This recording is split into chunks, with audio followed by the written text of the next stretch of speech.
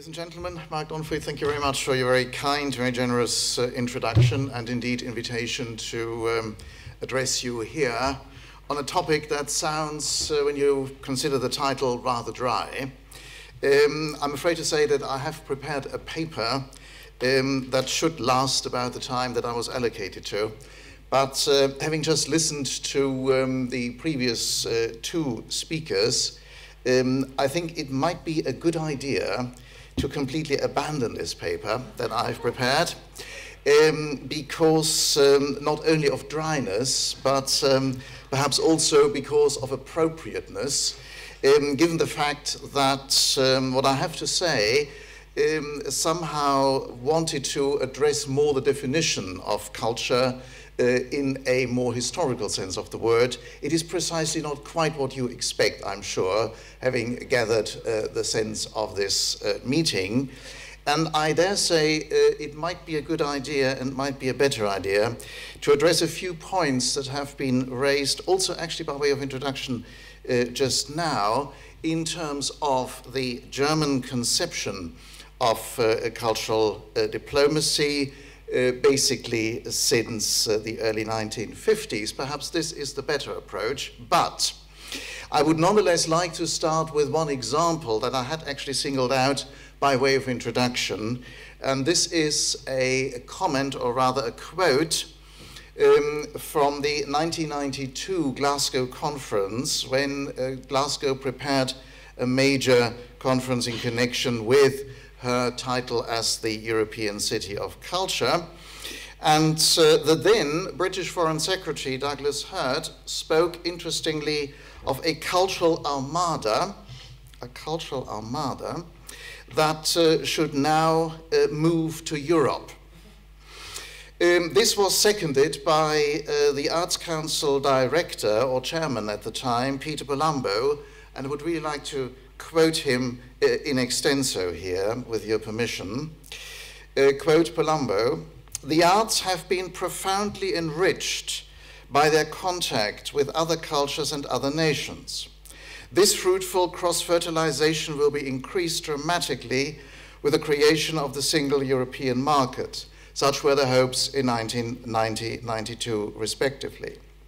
And then this comment was topped by the following: "The most powerful armada of British culture ever assembled for a single purpose will now be moved to Brussels." I mention this here because it is one of the most striking in my perception, and I have observed this basically since I came to this country in '81. It is probably one of the most ill-conceived metaphors ever used in cultural diplomacy from this side of the channel. I mention this also because lapses of this sort do happen, do occur in cultural diplomacy, and I think it is one area of policy making where you can then somehow try to correct yourself or yourselves. And this, of course, has happened since. Just in parenthesis, part of this cultural armada at the time was supposed to be the Royal Shakespeare Company, who had financial problems only 2 years later and had difficulties in maintaining their London base. That just as a footnote to all of this. Now, what I would really like to suggest here, and also very much in following what Baroness Prussia said just now, the question, namely, to what extent cultural diplomacy has something to do with translating cultures. Translating national cultures or seeing cultures in a broader context of, indeed, accessibility. And in this scripted paper, in this scripted talk, I suggested to compare the cultural diplomat with the translator, in a broader sense, but also in a narrower sense of the word. Namely, the cultural diplomat in so many ways is in the business of trying to work out political but also cultural substructures of the very country or countries he or she represents. And these substructures are, of course, language conditioned. I would like to stress here that we, I think, can benefit from Noam Chomsky's conception of the deep grammatical structure. Some of you will be familiar with this. deep grammatical structure Chomsky called a level of, shall we say, interaction beneath the surface of languages in terms of their grammar. And I think there is something like a grammar of culture too. This grammar of culture is precisely the area where cultural diplomats, in fact, take their, in inverted commas, nourishment from.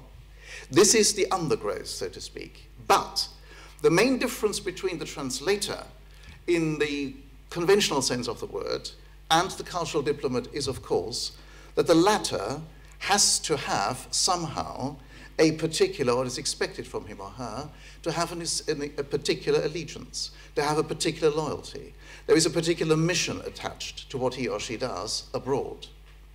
And this mission idea is, of course, central also to one of your main concerns, namely the history of the Commonwealth. I say precious little here on the subject of the Commonwealth because you are the experts on the subject. But the one thing I would like to say is, and this question we had just now, I think amplified this problem. We have to be ever so careful when we talk about macrostructures. The Commonwealth obviously is such a macrostructure, and we need to be absolutely clear about the terms of reference.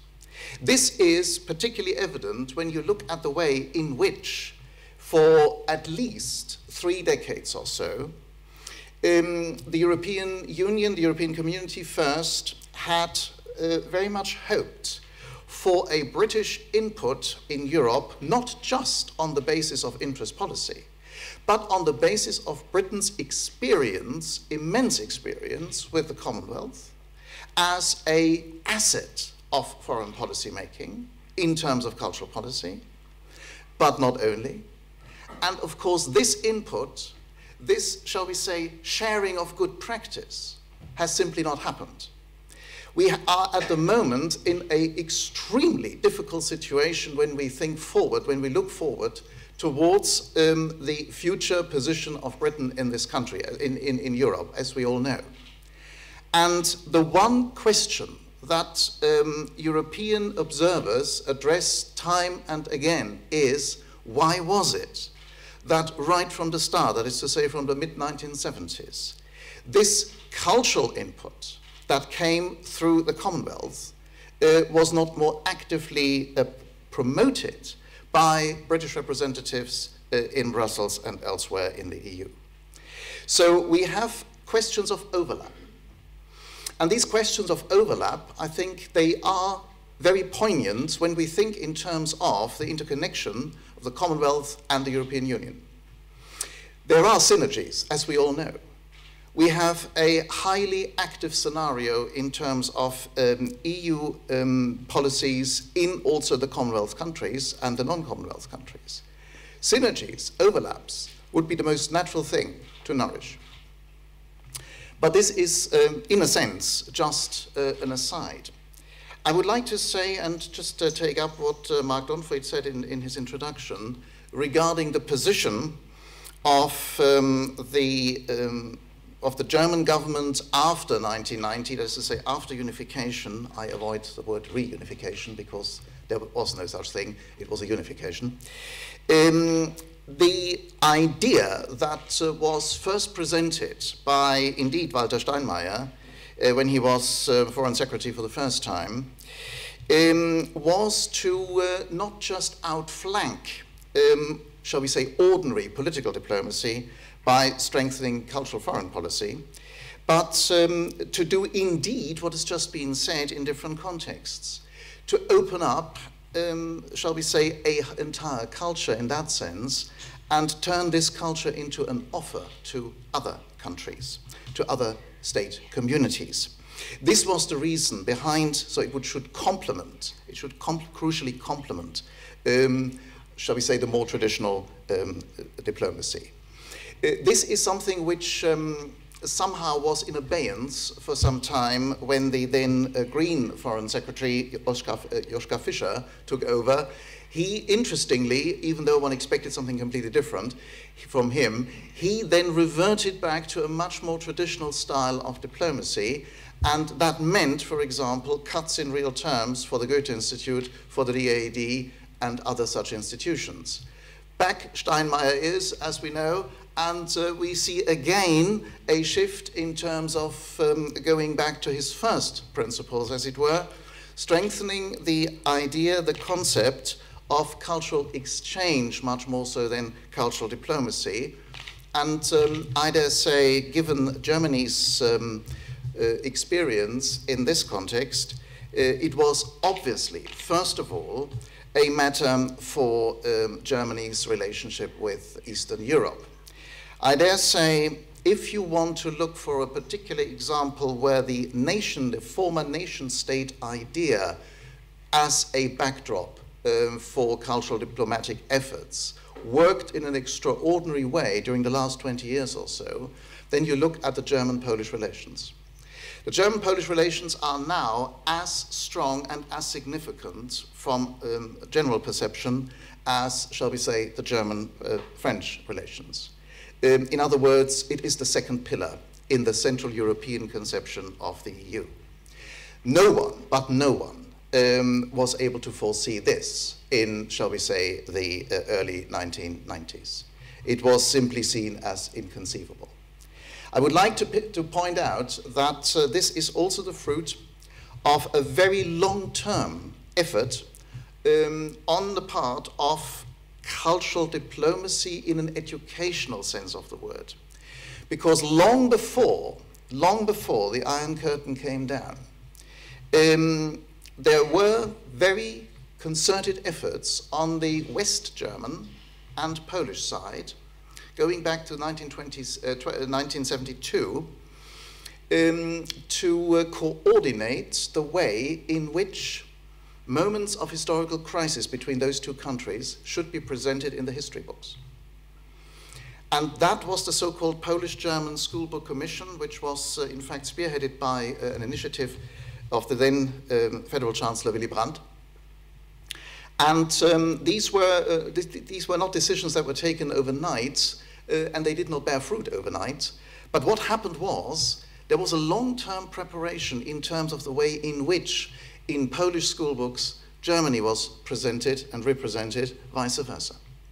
This was, from my point of view, the very foundation, as a clear result of sustained cultural diplomatic efforts, on a admittedly bilateral basis, which from nowadays' point of view looks, as I would admit, old-fashioned, but there you are.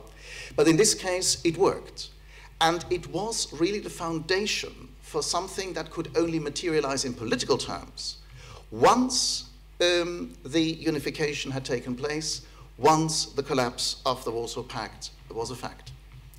And I think this is a very striking example where you can see that those who were committed, very committed, in cultural diplomatic efforts at the time, in the 1970s or so, that they could in fact see something through which had real bearings on actual cultural exchange to the present day.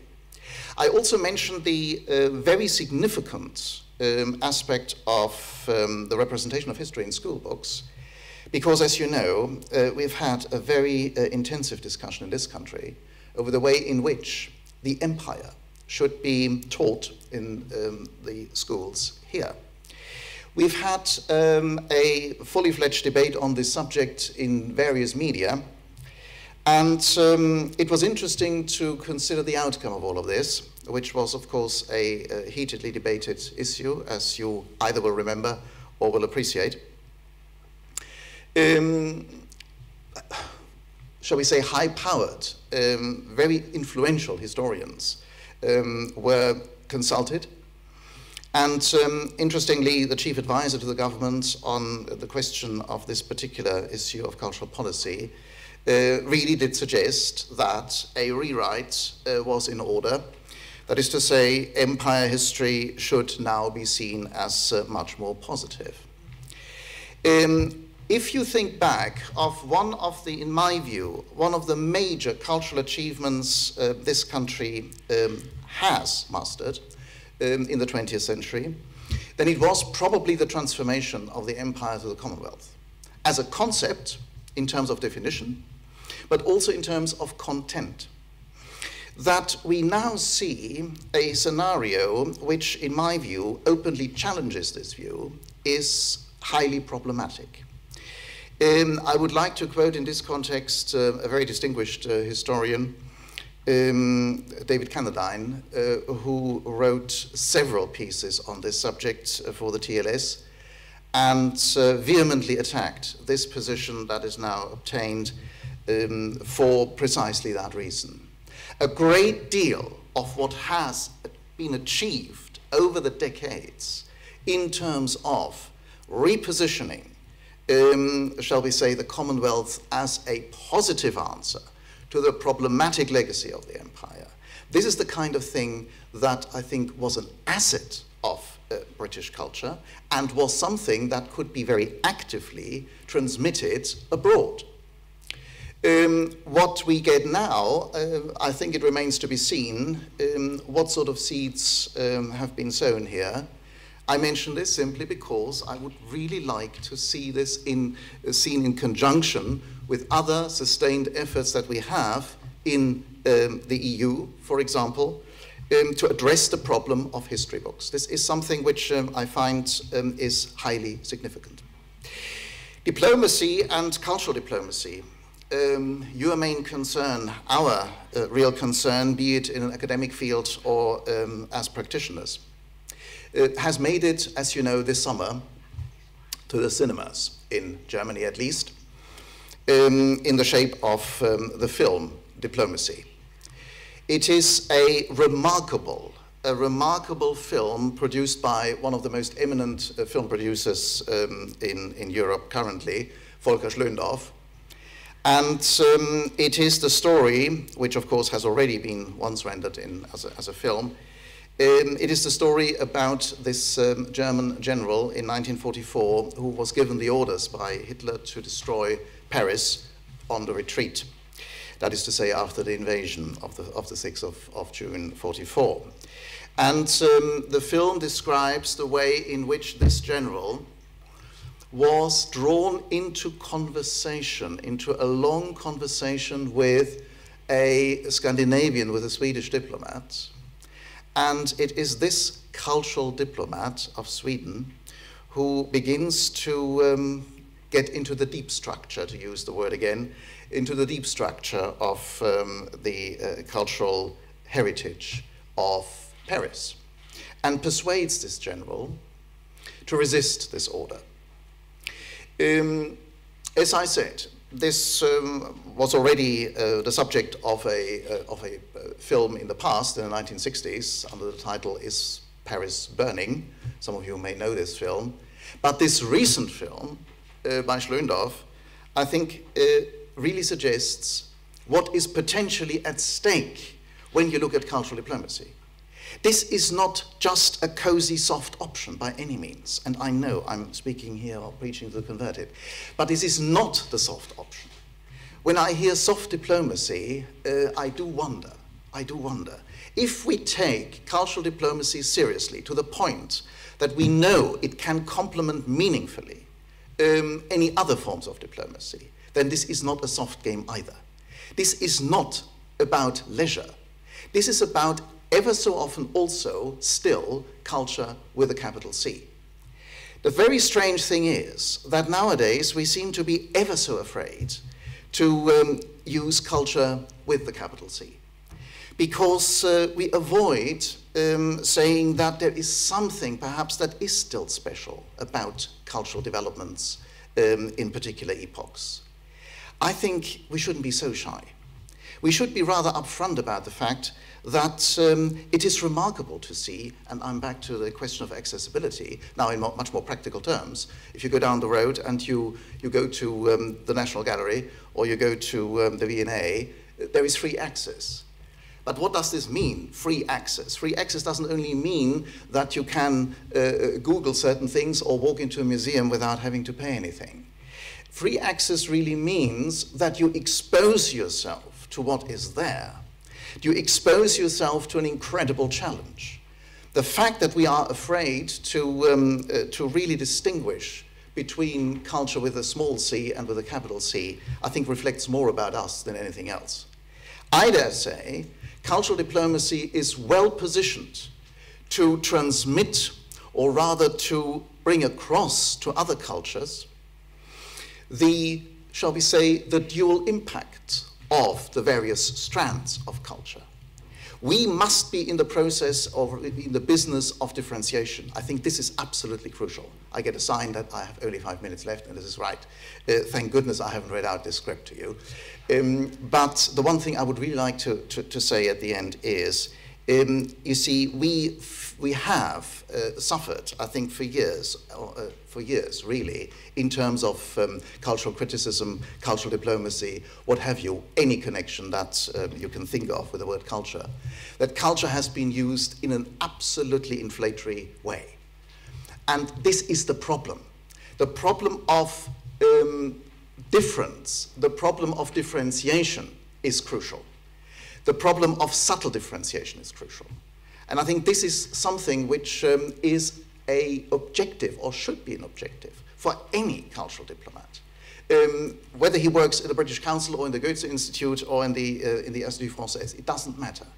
Differentiation matters, and what is absolutely problematic in my view is if we use culture in this very, very overbroad sense of the word, because ultimately then culture is totally and utterly meaningless. Thank you.